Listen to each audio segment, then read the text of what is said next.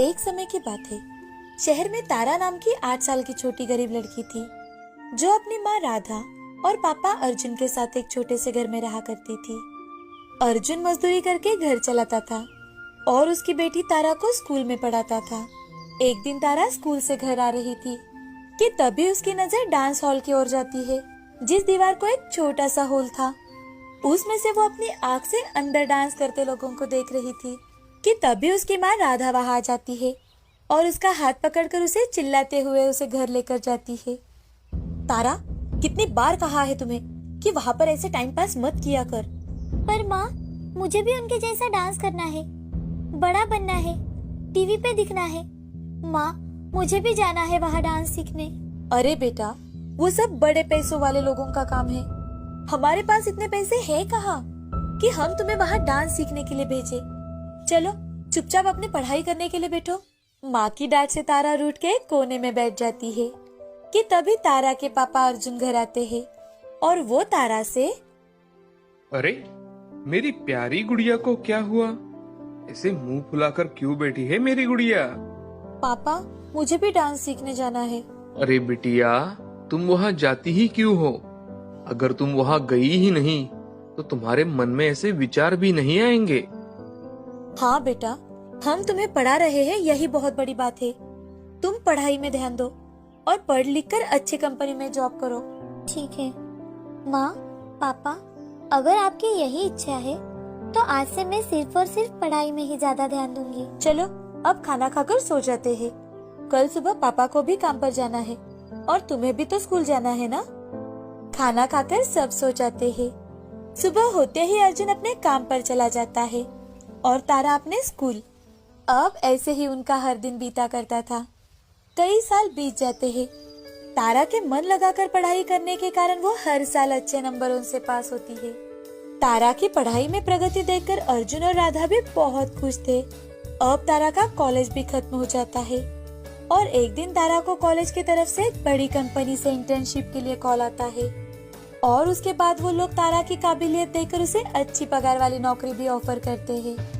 तारा बहुत खुश हो जाती है और अपने माँ पिताजी से कहती है, माँ, पापा, मुझे एक कंपनी से इंटर्नशिप के लिए कॉल आया है, जिसके बाद वो लोग मुझे अच्छे पगार वाली नौकरी भी देने वाले हैं। पापा, अब आपको इतनी मेहनत नहीं करनी पड़ेगी। ये खुश खबर सुनकर अर्जुन और राधा की आंखों में से आंसू आ जाते हैं। अरे वाह बेटी, ये तो बहुत अच्छी खबर सुनाई तुमने। देखा राधा, मेरी छोटी सी गुड़िया अब कितनी बड़ी हो गई है। अर्जुन और राधा तारा को गले लगा लेते हैं और राधा भगवान के सामने दिया लगाने जाती है। लेकिन पापा। हाँ बेटा, बोलो, क्या हुआ है? पापा, वो इतने अच्छी कंपनी में इंटरव्यू के लिए जाने के लिए मेरे पास एक भी अच्छी ड्रेस नहीं है। बिटिया, तुम उसकी फिक्र मत करो। शाम को घर आते समय तुम्हारे लिए एक अच्छी सी ड्रेस लेकर आऊंगा मैं। काम पर जाते ही अर्जुन अपने मालिक के पास जाता है और उनसे, मालिक, वो दरअसल।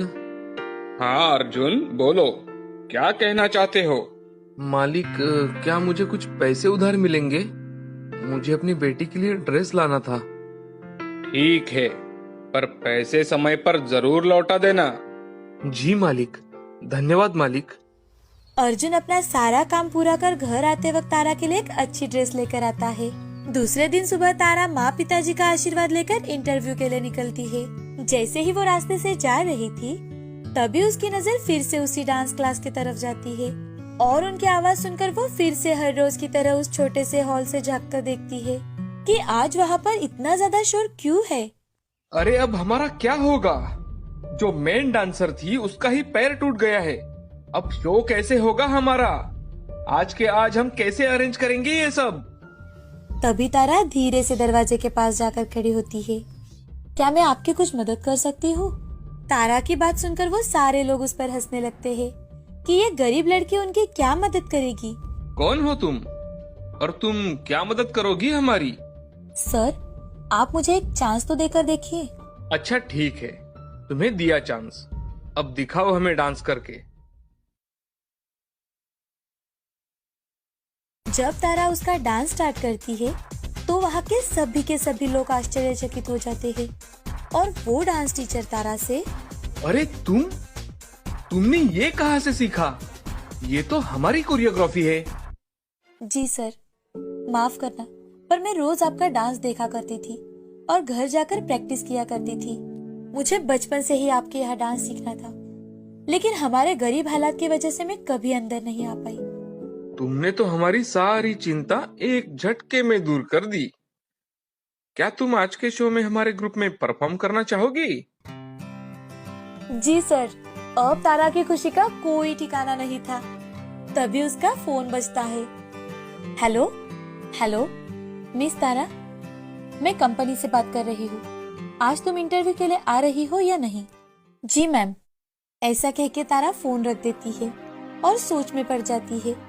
एक तरफ उसका बचपन का सपना सच हो रहा था और एक तरफ उसके माँ पिताजी का सपना। उनकी मेहनत थी जिससे उन्होंने तारा को इस मकान पर लाया था। लेकिन उस समय तारा अपने पैशन को चुनती है और अपने घर पर बिना बताए ही डांस क्लास वाले लोगों के साथ शो में परफॉर्म करने के लिए निकल जाती है।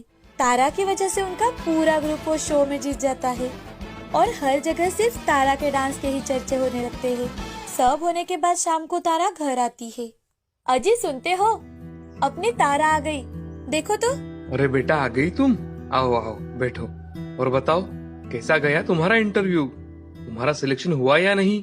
पापा वो दरअसल, तारा को कुछ भी समझ में नहीं आ रहा था कि वो अपने माँ पिताजी से कैसे सच कहे। वो उन्हें दुखी नहीं करना चाहती थी, पर वो उनसे झूठ भी नहीं बोलना चाहती थी। इसीलिए तारा ने उन्हें सारी बात बता दी। अरे तारा, तुमने ये क्या कर दिया? कितने दिनों बाद घर में खुशी आई थी। अरे ये सब करने से पहले एक बार अपने पापा के बारे में तो सोच लेती। अर्जुन बहुत दुखी हो जाता है और वो वहाँ से उठकर बाहर चला जाता है। जैसे ही अर्जुन बाहर निकलता है तो गांव के 2-3 लोग उससे मिलते हैं और वो अर्जुन से, अरे अर्जुन भाई, क्या बात है, तुम्हारी तारा तो टीवी पे आ गई। ये सब कैसे हुआ? पर कुछ भी कहो अर्जुन, क्या डांस किया है तुम्हारी बेटी ने, वाह, मानना पड़ेगा भाई। हाँ हाँ अर्जुन भाई, तुम्हारी तारा ने तो अपनी बस्ती का नाम रोशन कर दिया।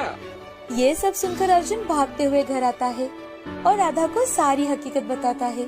दोनों खुशी से तारा को गले लगा लेते हैं। ऐसे ही धीरे धीरे तारा के घर के बाहर भीड़ इकट्ठा होने लगती है। और फिर क्या था, उसे हमेशा ही बहुत सारे शोज से डांस के लिए ऑफर आने लगते हैं। ऐसे ही करते करते तारा बहुत फेमस डांसर हो जाती है।